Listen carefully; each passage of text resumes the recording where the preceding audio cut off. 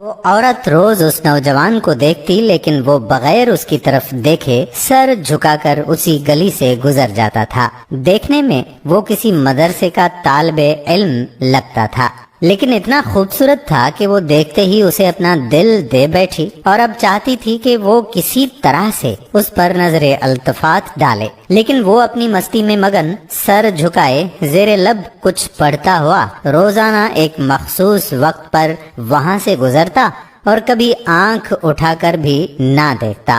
اس عورت کو اب ضد سی ہو گئی تھی۔ وہ حیران تھی کہ کوئی ایسا نوجوان بھی ہو سکتا ہے جو اس کی طرف نہ دیکھے، اور اسے ایسا سوچنے کا حق بھی تھا۔ وہ اپنے علاقے کی سب سے امیر ترین اور خوبصورت ترین عورت جو تھی، خوبصورت اتنی کہ جب وہ باہر نکلتی تو لوگ اسے بے اختیار دیکھنے پر مجبور ہو جاتے۔ اسے حیرت تھی کہ جس کی خوبصورتی کو دیکھنے کے لیے لوگ ترس رہے ہیں، وہ خود کسی کو پسند کرے اور وہ مائل نہ ہو، اس کی طرف دیکھنا گوارا نہ کرے۔ اپنی انا کی شکست اور خوبصورتی کی توہین پر وہ پاگل سی ہو گئی، اور کوئی ایسا منصوبہ سوچنے لگی جس سے وہ اس نوجوان کو حاصل کر سکے، اس کا غرور توڑ سکے۔ آخر کار شیطان نے اسے ایک ایسا طریقہ سمجھا دیا جس میں پھنس کر وہ نوجوان اس کی بات مانے بنا رہ نہیں سکا۔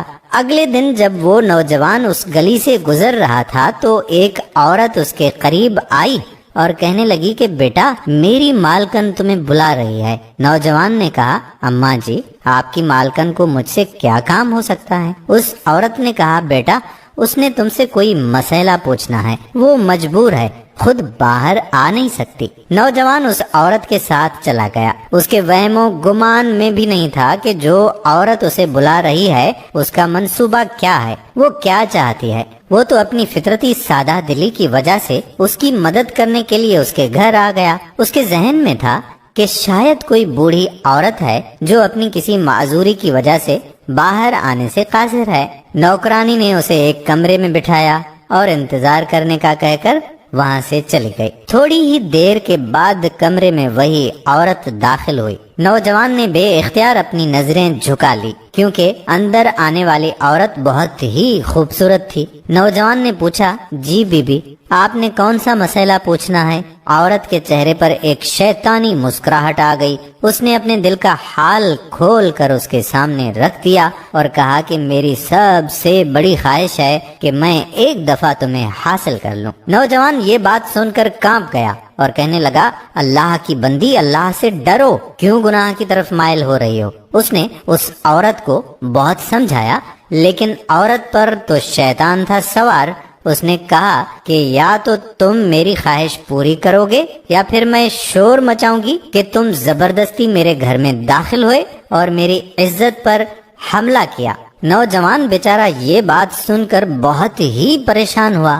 اسے اپنی عزت کسی بھی طرح سے محفوظ نظر نہیں آ رہی تھی۔ اس کی بات مانتا تو گناہگار ہوتا، نہ مانتا تو لوگوں کی نظر میں برا بنتا ہے۔ وہ علاقہ جہاں لوگ اس کی شرافت کی مثالیں دیا کرتے تھے، وہاں اس پر اس طرح کا الزام لگ جائے، یہ اسے گوارا نہیں تھا۔ وہ عجیب و غریب مصیبت میں بیچارہ پھنس گیا۔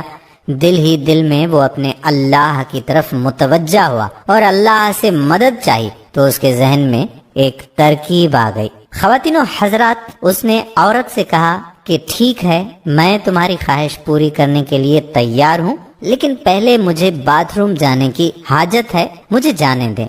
عورت نے اسے بیت الخلا کا بتا دیا۔ اس نوجوان نے اندر جا کر ڈھیر ساری غلاظت اپنے جسم پر مل لی اور باہر آ گیا۔ عورت اسے دیکھتے ہی چلا اٹھی، یہ تم نے کیا کیا؟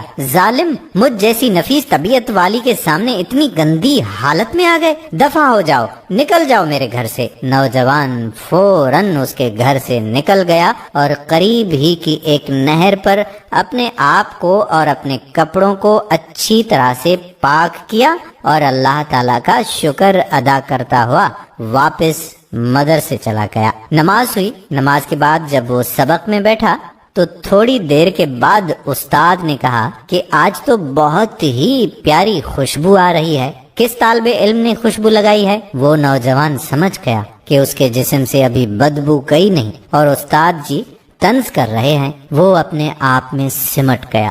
اس کی آنکھوں میں آنسو آ گئے۔ تھوڑی دیر کے بعد استاد جی نے پھر سے پوچھا کہ یہ خوشبو کس نے لگائی ہے، لیکن وہ خاموش رہا۔ آخرکار استاد نے سب کو ایک ایک کر کے بلایا اور خوشبو سونگھنے لگے۔ اس نوجوان کی باری آئی تو وہ بھی سر جھکائے استاد کے سامنے کھڑا ہو گیا۔ استاد نے اس کے کپڑوں کو سونگھا تو وہ خوشبو اس کے کپڑوں سے آ رہی تھی۔ استاد نے کہا کہ تم بتا کیوں نہیں رہے تھے کہ یہ خوشبو تم نے لگائی ہے؟ نوجوان رو پڑا، کہنے لگا استاد جی اب اور شرمندہ نہ کریں، مجھے پتا ہے کہ میرے کپڑوں سے بدبو آ رہی ہے، لیکن میں مجبور تھا۔ اور اس نے وہ پورا واقعہ استاد کو سنا ڈالا۔ استاد نے کہا کہ میں تمہارا مذاق نہیں اڑا رہا تھا بیٹے، اللہ تعالیٰ کی قسم کھا کر کہتا ہوں کہ تمہارے کپڑوں سے واقعی ایسی خوشبو آ رہی ہے جو میں نے آج سے پہلے کبھی بھی سونگھی ہی نہیں ہے، اور یقیناً یہ اللہ تعالیٰ کی طرف سے ہے کہ تم نے اپنے آپ کو گناہ سے بچانے کے لیے اپنے آپ کو گندگی لگانا پسند کر لیا، لیکن اللہ تعالیٰ نے اسی گندگی کو ایک ایسی خوشبو میں بدل دیا ہے جو کہ اس دنیا کی لگتی ہی نہیں ہے، یہ جنت کی خوشبو لگتی ہے۔ کہتے ہیں کہ اس نوجوان کے جسم سے وہ خوشبو ہمیشہ سے آتی رہی۔ تو دوستو یہ پرہیزگاری ہوتی ہے اور یہ اپنے آپ کو بچانے کا اجر و ثواب ہوتا ہے۔ اللہ تعالیٰ کے ہاں کون سی چیز، کون سا ہمارا عمل کب پسند آ جائے اور اس کے صدقے میں اللہ تعالیٰ ہم پر مہربان ہو جائے۔ تو دوستو تقوی اختیار کریں، پرہیزگاری اختیار کریں۔ آج کل کے دور میں ہماری نوجوان نسل کو یہ پتہ نہیں ہے کہ ہم جو بوائے فرینڈ گرل فرینڈ بنا رہے ہیں اس کا نقصان کیا ہے اور اس کی سزا کتنی بھگتنی پڑے گی۔ براہ کرم آپ اس ویڈیو کو اپنے دوست و احباب کے ساتھ صدقہ جاریہ کی نیت سے شیئر کریں، اور اس لیے بھی اس کو شیئر کریں تاکہ یہ بات کسی نہ کسی نوجوان تک پہنچ جائے۔ اگر وہ اس زنا کے گناہ سے باز آیا تو اس کا اجر و ثواب آپ کو بھی ملے گا اور مجھے بھی حصہ ملے گا۔ تو اس ویڈیو کو زیادہ سے زیادہ شیئر کیجیے گا۔